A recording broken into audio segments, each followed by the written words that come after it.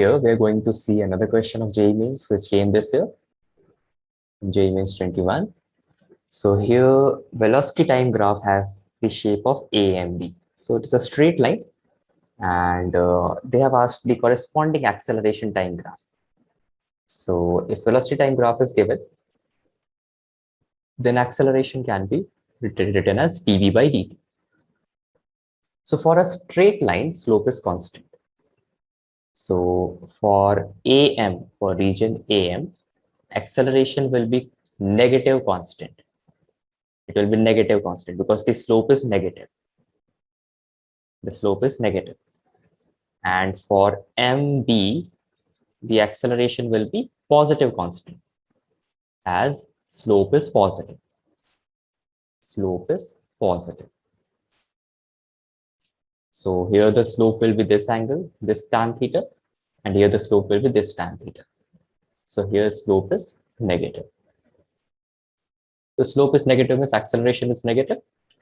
So this is not possible. It's a constant. Here, see, from here, it's a negative constant. And here, after point M, it will be a positive constant. So fourth option will be the correct option. So because velocity is decreasing, so acceleration is negative, and it is a straight line. So it is a negative constant. So here acceleration is a negative constant. And here velocity is increasing. So acceleration is positive and slope is positive. A slope is a straight line, it is a constant. Velocity time graph is a straight line, so acceleration will be positive constant. So fourth option is the correct option. Then in this question, a particle is projected with velocity v0 along the x-axis, and a damping force is acting on the particle, which is proportional to the square of the distance from the origin. That is, acceleration is given like this: the distance at which particle stops. So acceleration is minus alpha x squared. And initially the velocity is v0. So when x is equal to 0, velocity is v0. And when the particle travels maximum distance, let us call the distance as x, or let us call it as L. The particle stops, so velocity will be 0. So when x is 0, velocity is v0. When x is L, that is the stopping distance. Let us say the stopping distance is L. At that time, velocity is 0.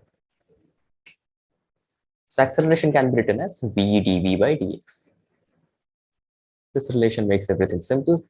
So v dv is equal to minus alpha x squared dx. We'll integrate this.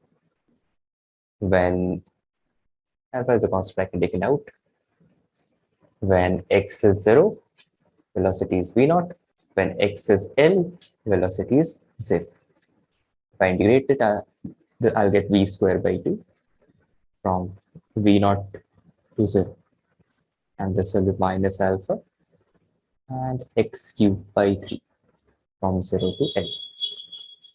So upper limit minus lower limit, 0 minus v0 squared by 2. That is minus alpha upper limit minus lower limit, L cubed by 3 minus 0. From here, L cube will come out to be 3v0 squared by 2. That means L is 3v0 squared by 2 to the power 1 by 3. That is the stopping distance, which is matching with the first option. So first option will be the correct option. This will be the stopping distance.